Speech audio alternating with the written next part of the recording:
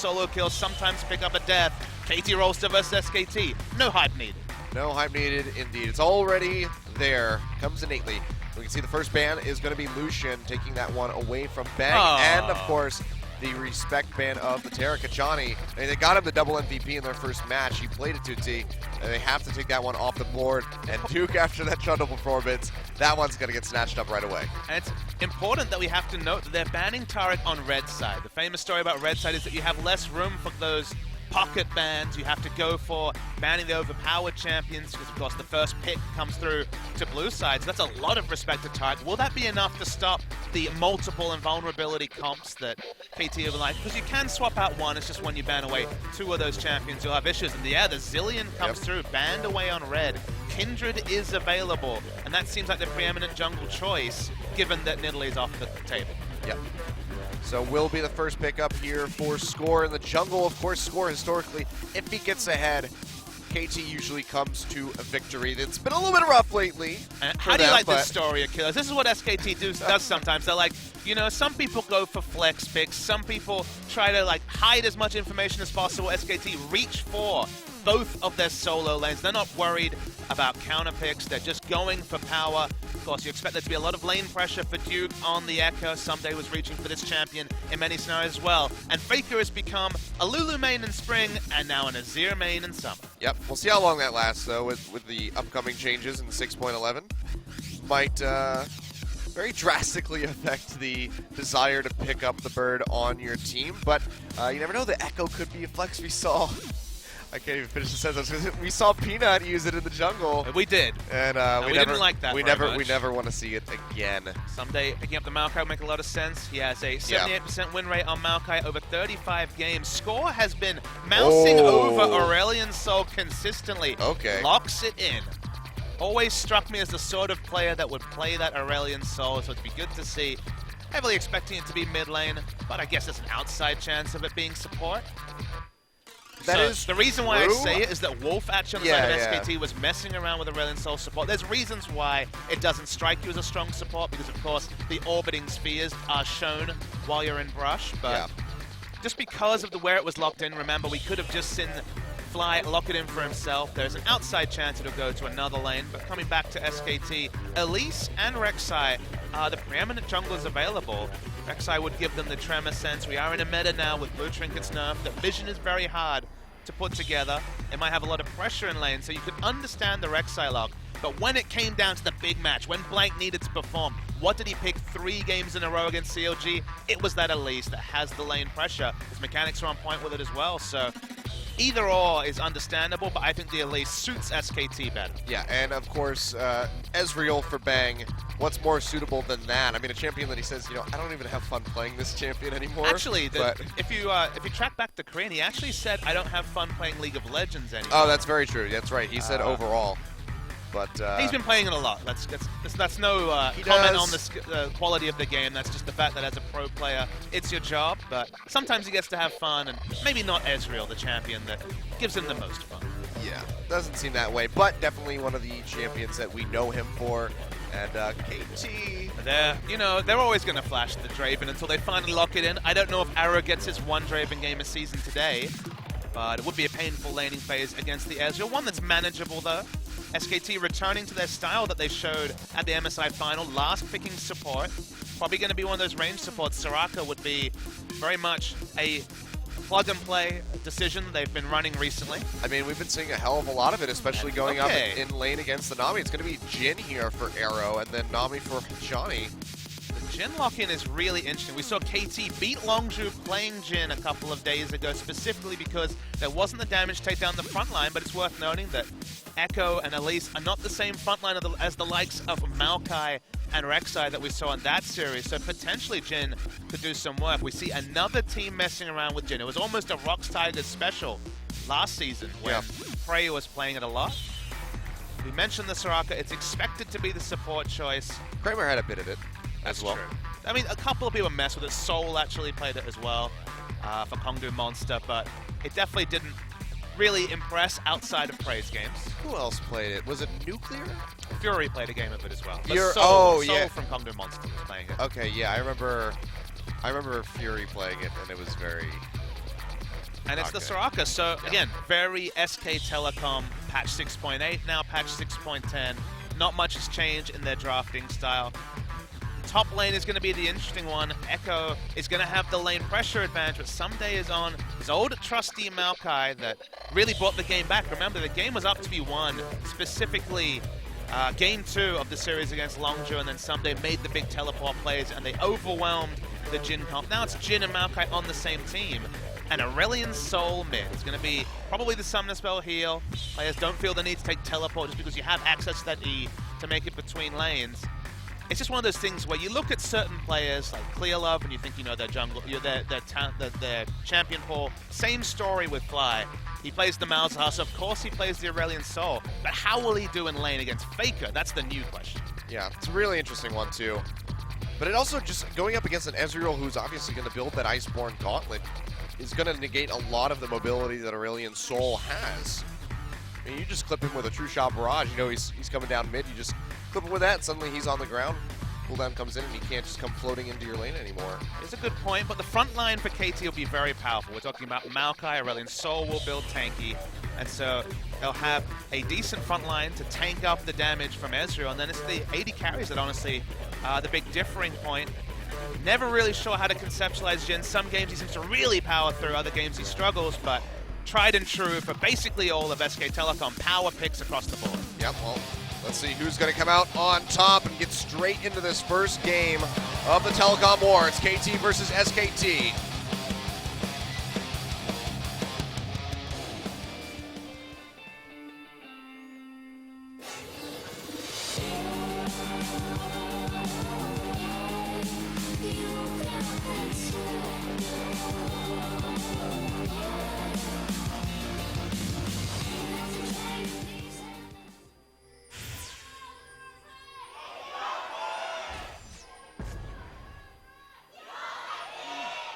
Alrighty, here we go onto the Rift. We can see that the Infernal Drake will be the first one to poke its head out. It didn't need an Infernal Drake to make it a fiery one Achilles, but it sure does help. It sure will help, and it'll help either of these teams close out the game over the other. We'll have to see what else we get, because if we get an Infernal and Mount Drakes going back and forth, that'll make for one nice competitive match. So you can see some fan signs coming out for Faker and Someday.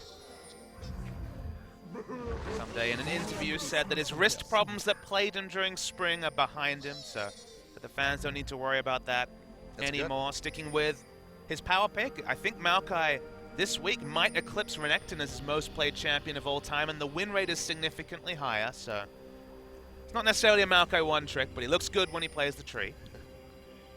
Lane swap has been initiated by KT, but you can see on your minimap, SKT are looking to call it. Yep, it's just going to be them rotating around as they push in toward that blue buff. Speaking of rotating. Yeah, those orbs coming through, really chipping down Faker. There's a big sustain advantage to Fly. Has always gone for the Corrupting Potion. That's a really interesting adaptation. Doran's is almost always the mid lane choice of starting item, but...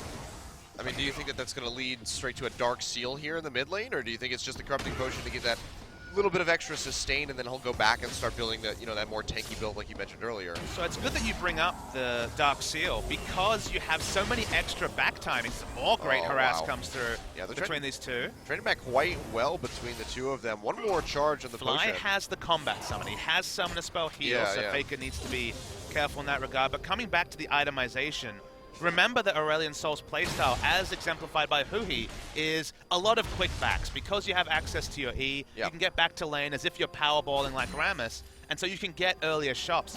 Once you pick up 365 gold, go get that Dark Seal, then get a Doran's. Because you're getting so many bonus shops, refilling your Corrupting Potion charges, it makes a lot of sense to either pick up the Doran's later or maybe even skip out at it, depending on your gold time. Yeah.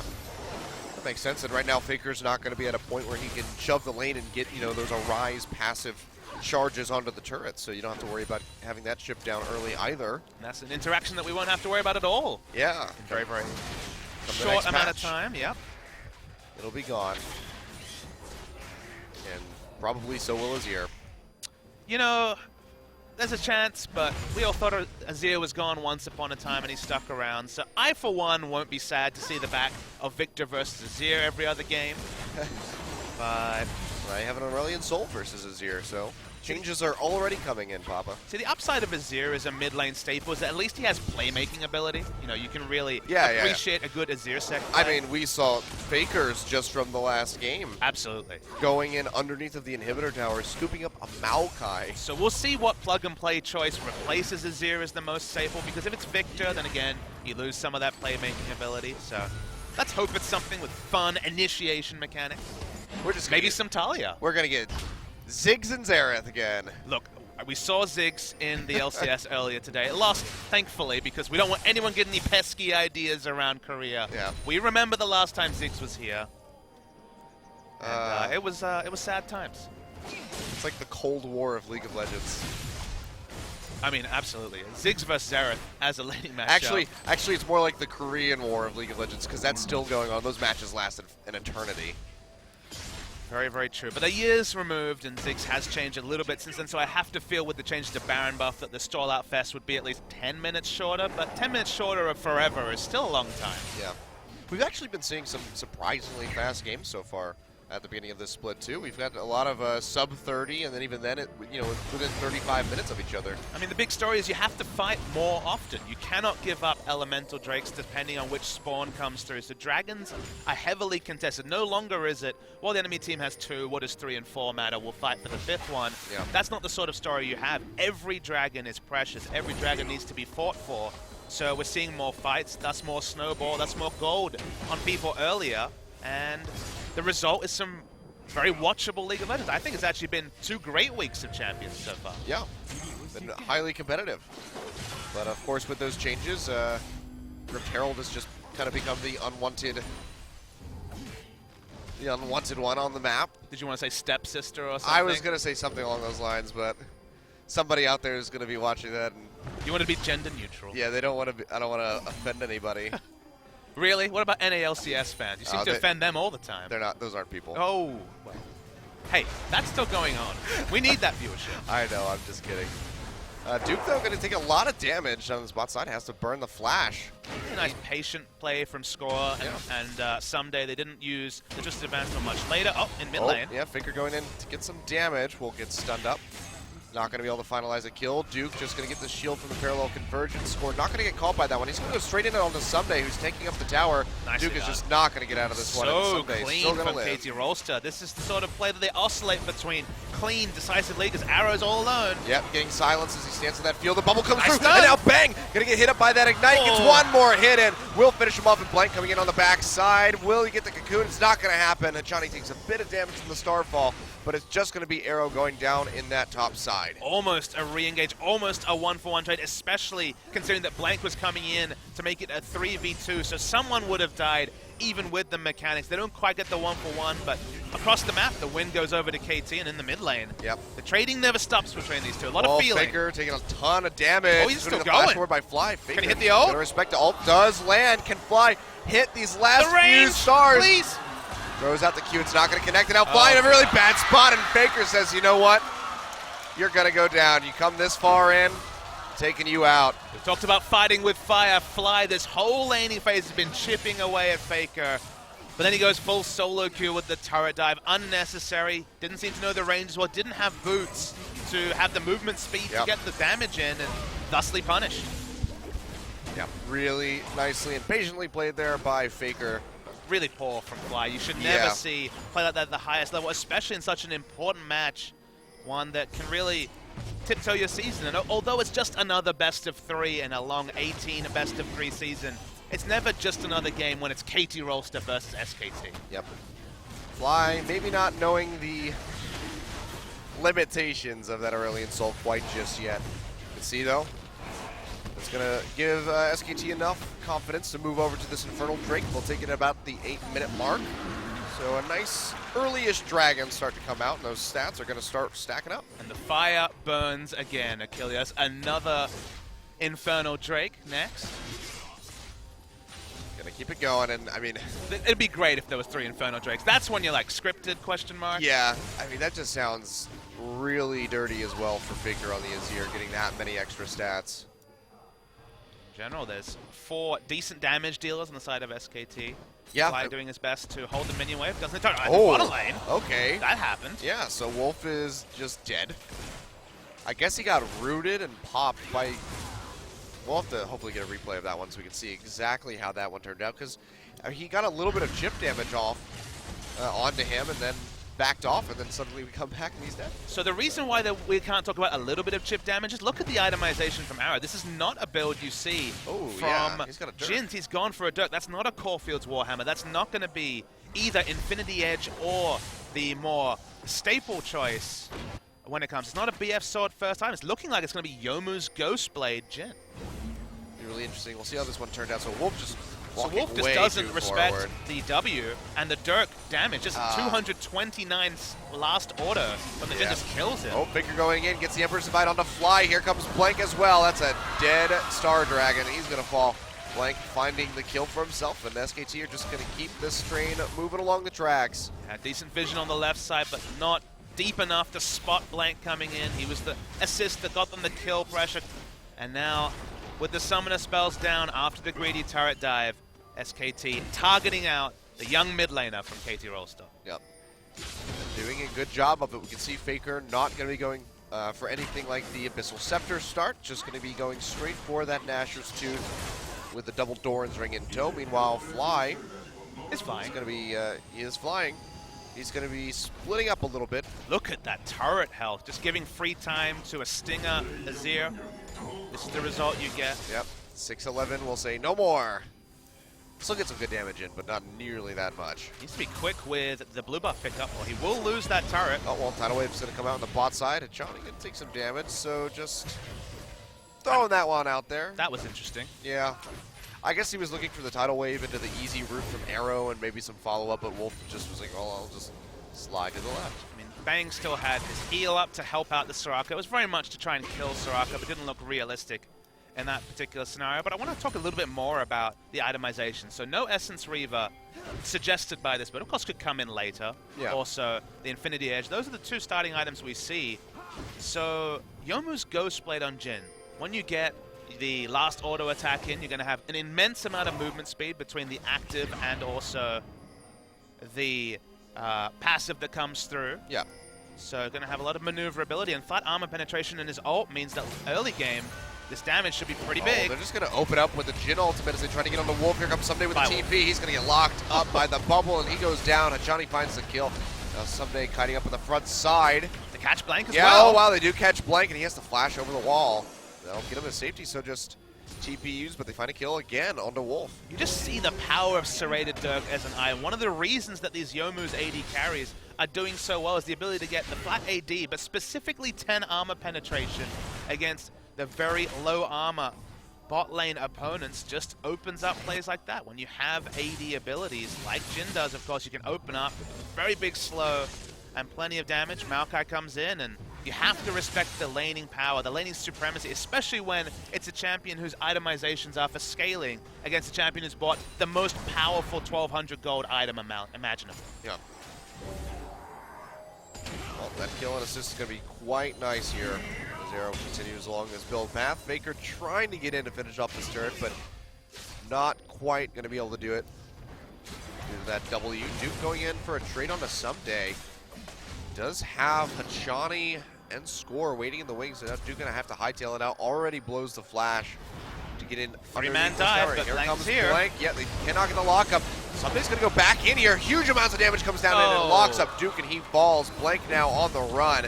They will lose someday in the end, but it's going to be a 1-for-1, top for top. Again, because SKT used less resources, advantage SKT. Someday flashed away, but wasn't able to flash into the radius of the Lamb's Respite. At the same time, Aurelion Sol forced out of lane. They lose mid lane turret. They lose a lot of map pressure from this. We're even in kill score, but the turret and some of the CS values mean that SKT have a slight lead. Yeah, it's about 1,500 gold or close to it here. And then the second dragon, as you mentioned, the Infernal Drake, yet again, going to be coming up here in just under a minute. If SK Telecom could get that for themselves, I mean, that's a huge amount of stats. 16% increase. That would do wonders for them, especially with this Gnasher's Tooth completed here for Faker, as well as the Sorcerer's Shoes. So he's going to be pumping out a good amount of damage. Down on the bottom side, we can see Bang has finished off the Manamune, and it's going to be stacking up very steadily for himself. But even though the kill involvements have been good from the side of KT, it's worth knowing that CS advantage actually 20 for Bang, despite the fact that he has a build that's intent for scaling compared 35 to for Faker in the mid lane. The immediate power, and as you mentioned, with all the chipping out that's happened to the Aurelion Soul and the 2 deaths, 35 CS advantage means that a lot of that difference in gold is purely on CS values that's gotten from smart lane snowballing in both mid and bot lane. But also look at Fly's items right now. He's got Boots of Swiftness with the Catalyst and then a Negatron Cloak. His build is going to be so delayed. He wasn't even able to fit in the Dark Seal. Of course, after dying, it isn't the ideal time to build what is on some level a stacking item. Yeah. But, yeah, you're right. It's going to most likely still be the Rod of Ages that's going to be significantly delayed. 25 and a half, 26 minutes before he can complete that. With all of the stacking, we see KT are going to go ahead and start up this Drake. It would be their first Infernal, second for SK Telecom, so they certainly want that extra 8% increased stats, but they're not going to be willing to fight over this one, so just going to be 1-1 on the board. But the big cost here from the side of KT is that Someday was the only laner with a CS advantage and walked all the way from top to the Dragon to ensure the pickup. Neither top laner had teleport, so they had to walk. So they do invest sacrificing CS on the only person doing well for the Infernal Drake. A true root there from Arrow, not going to land. I'll have to see how this Yomuzu is going to do for him in these extended trades. That answer's pretty obvious. Going to be do pretty well. 20 armor penetration. Well, Ultimate's not going to be doing so well. Doesn't land a single shot. Will only get the CDR return from 1 bullet. And awkwardly, and score is on a ward. Yep. And that's going to be the blue buff going over to Faker.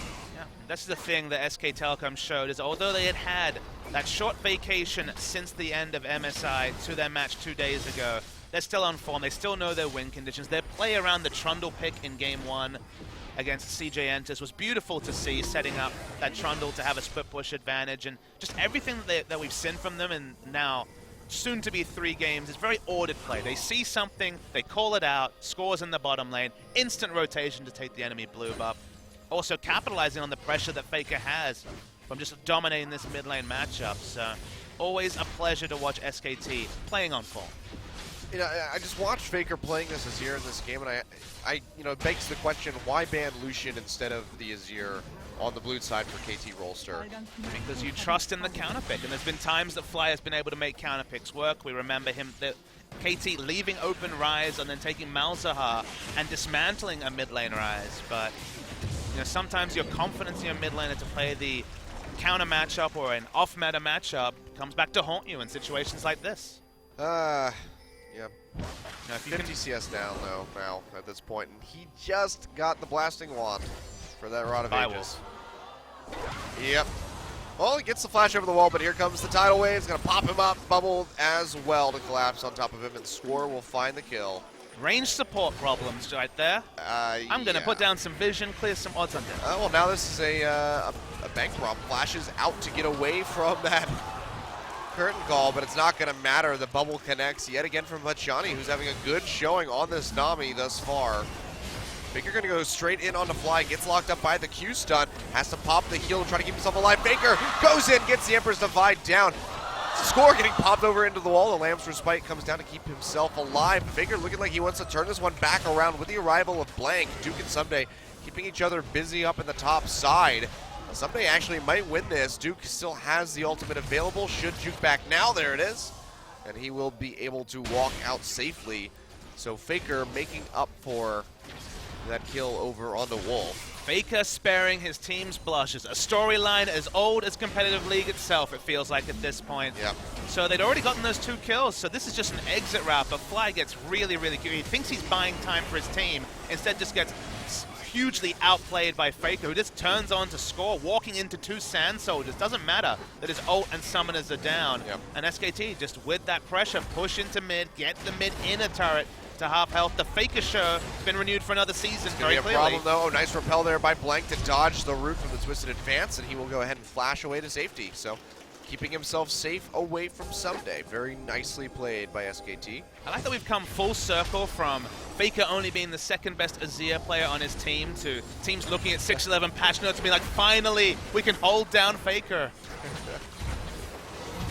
I mean, we still haven't seen those mage rework champions come out for him, so I'm sure he's got a lot of picks up his sleeve that he can pull out at a moment's notice. Decides to go for the casual Azir split push. It's going to work out just fine. I mean, look at this turret this just much going ability down. power. Yeah. And on the top lane, KT are losing advantages left, right, and center. The only winning lane they had was Maokai with the roam to counter the Infernal Drake. He's now behind in CS as well. 70+ CS. We're looking at a mid lane flame horizon, which happens very rarely in pro play. And in the bot lane, CS advantage has stayed about the same for Bang. Yep. Bang, though, speaking of which, going to get rooted here, taking a ton of damage. No way for him to get out of that one alive. Well, pass marks for the Jhin. The Jin's been working out. Score's actually having a great game. It's just they are really being held down by the hole between the mid lane as Fly is so far behind. Honestly, it's very Kuro-esque performance here by Fly, you have to say, where he's had some good games against lesser opposition, but just another player that really misfiring against Faker. Yeah. Arrow, though, as you mentioned, doing a really good job on the Jhin. Still down in gold overall by comparison. But they're making the plays, right? That's the story. The W's are constantly landing. He's always rooting people in place when it matters, and a big example is right there on Bang, just catching him, and they lock him down.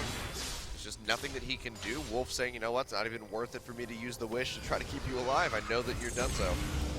And this goes by Pop just to get away from the parallel convergence. So now we're going to have Aurelion Sol split push, and it's what you can do even with the lack of teleports. They do technically have a map pressure choice because SKT have to contend with Faker and Bang, neither of which want to be in a side lane at this point in the game, whereas Aurelion Sol can make those plays. They were able to push the minion wave up very aggressively in bot, but not enough to take the turret, unfortunately for them. Shot Barrage just going to interrupt that back from scores. He takes a little bit more damage. The Sand Turret mid doing a good job of being a little bastion for SK Telecom to sit behind, and we have a third Infernal Drake! Scripted. Yep. Well, this could have been 24% increase for SK Telecom. They let the second one slip through their grasp, but not going to happen here with the third as they go ahead and start this one up. There's nobody nearby from KT, so it's going to be 16% stats now in the bank for SK Telecom. And to follow up, it's going to be a Mountain Drake coming up next. That feel when the dragon is on the script. They know exactly what they're doing. This doesn't happen in my solo queue games. I always get like triple air and ocean or cloud or something like that. I never get the good ones. Faker, though, going in aggressive again. Someday throws out the Emperor's Divide. He's taking a ton of damage. Fly is floating his way in. Wolf as well coming up here to support his mid laner. The heal's coming through. Wish gets popped. Faker getting locked up. Looks like he's going to go down, and he does. The teleport coming in from Duke. Can they find anything? Cocoon lands on the score into the parallel convergence. Not going to connect in time. Look at the damage, Duke though. has to snap back, and now Blank getting knocked up by that bubble. Has to start backing off as the Jhin has arrived as well. And you can see just from those few auto attacks, he's starting to hurt. Jhin, when he finally rotated, was putting out a lot more damage than Bang at this point in the game. Even though the two items are clear for Bang, the one item power spike into a second serrated Dirk was doing massive burst. Faker was the first person there. Finally, everyone is reacting to make it to top lane. It's a nice kill from Faker. It was very clear that KT will be the first to rotate. Fly did have his E interrupted, that's why he wasn't there as early as possible. Maybe Maokai would have lived and got a couple more Sap Magic passives, but just watch the damage from Jhin when he enters the fight. 3 autos basically take down the Magic resist stacking top laner, and then they turned on to Elise. So damage-wise, KT, very much competitive, and the gold is only less than 3,000, so we still have a game in this first series. And it's only going to get worse for SKT as far as that damage goes from Arrow's Jhin, because they have that 8% stacking on the Infernal Drake. As he gets towards max items, that's a huge amount that he's going to be getting as a bonus. Imagine if we get another Infernal Drake and they're able to pick it up, and then suddenly he's getting a 16% increase. It'll be just monstrous. And that's the fun thing to think about with Jhin. Because he doesn't interact with attack speed as other champions, he doesn't crave it as a statistic. Probably will fit in a single Zeal item, but it's not a massive system. It's SKT. Oh, wow. They have 2 Infernal Drakes, so that doesn't actually affect how it works against Baron. No mountains, but this is a story as old as can be. And Soraka to heal up Blank. to allow him to continue to tank. KT have no idea. They're starting to smell, but this Baron is super low. Yeah, the pings are coming out, but it's all too late. It's going to go down, and everybody can exit safely. Blank having to use the flash, as does Wolf, to get out of the backside of the pit. But Baron picked up for SK Telecom here at the 23.5-minute mark. Nice, sneaky play. Didn't even need a Mountain Drake to take that one. We talked about how with Mountain Drake interacting with Baron, those sort of sneaks would become more and more common if we saw two Mountain Drakes early. The Infernal Drake doesn't affect damage against Baron, but the Soraka coming back into the meta to be able to heal up the solo tanking Elise, and Faker being so far ahead made that a really safe Baron. Yeah. I just looked at the numbers there for Fly. He had about a 17-minute Rod of Ages. Very much Pretty on the late side, but just coming back to specifically Infernal Drake with Jhin, you also have the fact that because he doesn't interact with attack speed, both Mountain Drake and the extra 10%, 20%, 30% damage to turrets does interact very well with him. And the Infernal Drake, you know, the AD stacking feels like he's going to have a couple of AD death caps when it comes to multiplicative AD. So the Jhin, at least on that front, very much fits the current Dragon focus meta. Yeah. So riddle me this, Papa. We're seeing Blank playing this Elise, something that he, like as you mentioned, pulled out at MSI, was very successful with. But we also know that this is one of Bengi's champions as well, with the Elise and the Rec side. What game scenarios do you see where we're going to see SKT actually put Bengi in instead of Blank? Because yesterday was kind of like potentially a one-off there against CJ Entis, who's not been looking good. They're 0-4 at the moment. Do you think that there's a future for Bengi to still be coming back into these games, or do you think it was just like, okay, it's first game of the split, why not? I think very much there is. I mean, the story with Bengi was always that a control jungler meta fit him very well. And I think SKT getting both of them stage experience is a massive boon for them, because if they're against a team that keeps pinching the jungle pool, play Blank, who's shown that he can play control, but is obviously a lot more adept than Bengi at playing the Kindreds and Nidleys of the world. And if it's a different scenario where you need that experience in veteran status, put in Bengi. So I like the fact they're going to be able to mix and match depending on both how the meta and how their opponents line up against them. We'll see as the split goes on how many appearances Bengi will be able to make. Duke, though, going to get jumped on in this top side. Parallel convergence will lock up score. Wolf and Bang arriving from the sidelines, getting a lot of damage down onto the Kindred, but the Lamb's Respite will come down in time to keep himself alive. Wolf almost getting hit by that bullet, but it doesn't matter because Someday finishes off the kill all the same. And it looks like Maokai will be able to walk out, so a fight initiated just about by SK Telecom. Going to lose their support for this one. Meanwhile, though, Faker's splitting off in the bottom side, using these Baron-empowered minions to get in on the fly. Can do nothing against the Baron buff minions. He cannot clear. He has to deal and contend with Faker free autoing. So this is panic stations for KT. They need to send multiple members, and that's why you see Maokai enter in bot. Yep, not a whole lot that he can do to him. Actually, he does have a Void Staff completed, so Faker actually could deal with Someday in a bit of time. 10 CS short of the Flame Horizon. He's getting there. Just 8 to go now at this point. And he's going to be working towards it as he goes over and takes these Krogs. And the funny thing about this game is that, you know, we talked about the Elise pressure pick, you know, taking that Elise jungle over some of the other choices like Graves, for example, whether it was MSI or today, about getting pressure onto the lanes because Blank had been pretty anonymous. He hasn't necessarily been anonymous, but he has 2 out of 6 kill participation. And it's honestly been, as I said, the Faker show. He's been the one solo making plays. His bot lane goes down, he rotates, kills the enemy mid laner in transition. So, you know, sometimes Blank, it's appreciated when he has big games, but sometimes Faker will just do it all on his own. Yep. See, though, taking out that Mountain Drake with the help of Bang. So now 3 dragons in the pocket of SK Telecom, and that damage to structures and that damage to Baron as it gets ready to come back up in the next couple minutes is going to be pretty monumental here for SK Telecom's success. Faker goes back. He has another needlessly large rod now in the inventory for what we can only imagine is going to be a Rabbidan's Death Cap. We should continue to track the build from Arrow as well, so it went from Youmuu's Ghostblade into more Malmortius. Almost looks like an AD caster build of Yor, and you know, Jhin has that interesting kit anyway when it comes to how he's built, but this allows him to battle in the front lines. He's against Echo, who will be diving and doing incidental magic damage, Elise of course as well, and the Azir, and the incidental magic damage from Ezreal. So there is a lot of magic damage from the side of SKT, But it's interesting to see this battle build from Jhin, because it's just so different from the other flavors of Jhin build that we've been exposed to. Yeah, I mean, everybody's been pretty set in their ways with either the Essence Reaver or the Infinity Edge. Or both at some point. Well, yeah, but I'm talking about strictly as starting items. Sure. But yeah, coming out with the Yomu is definitely out of left field, and now with that pickaxe in his inventory, we can only assume that it's going to be the first item going towards an Infinity Edge, maybe for a Last Whisper, but... AD carry item builds have basically been an arms race. Oh, wow, Hachani just going to go down. Faker and Bang doing so much damage.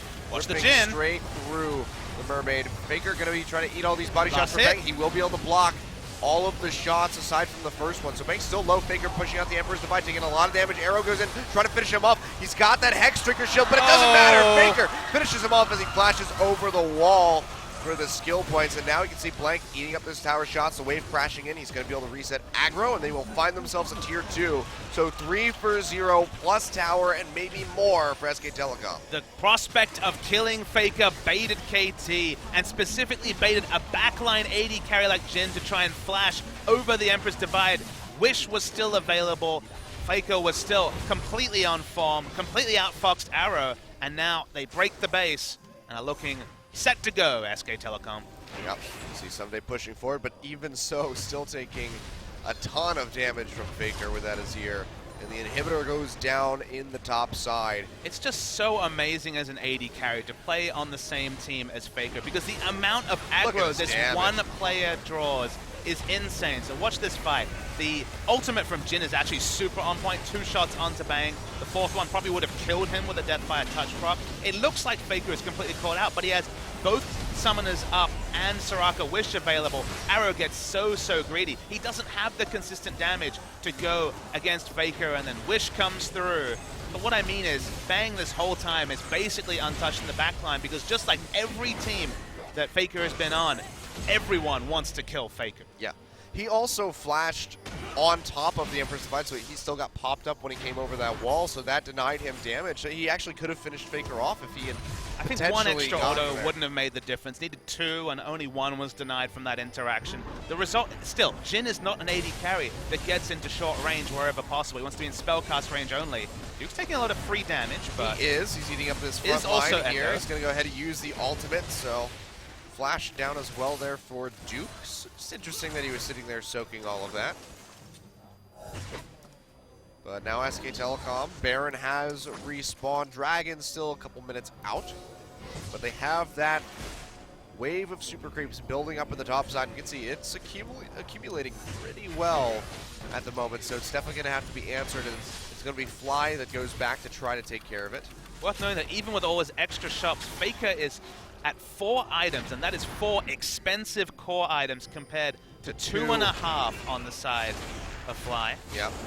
Well, they know that Fly's taking care of that wave up the top side, so they're going to move over to this Baron, get some vision down. I mean, take a look at the minions, though, Achilles. If you look at the numbers, there's nobody making it up for KT. There's losses across the board. Yep. KT literally have been run around the map to the point, or to the tune of 50+ minions that have died to turrets that they just haven't been able to get to compared to SKT.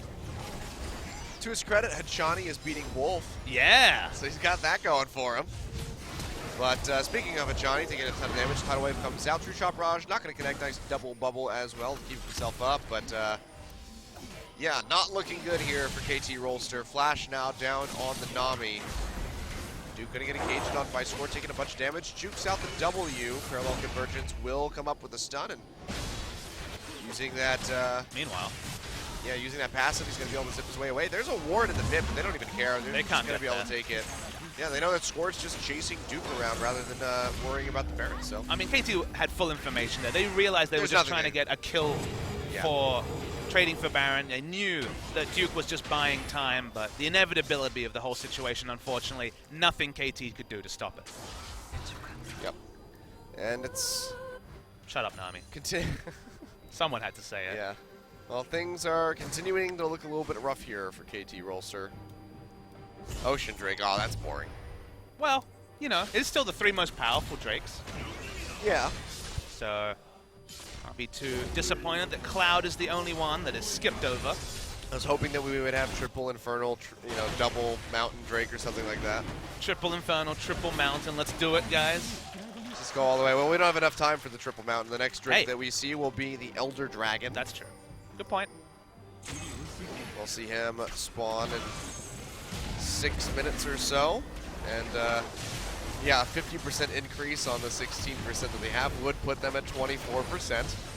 So that'd be pretty damn nice if you're SK Telecom. Some pretty solid custom map there. Nicely done. Plus all of the damage to towers. I don't know the figure on that one, so I'm not even going to try to touch it, but... Just 15% it would be. As Faker wails away with the Mountain Drake and all his ability power at the same time in bot lane. Here we see the engage. Yeah, we're going to go straight in onto Blank. Someday taking up at the front line.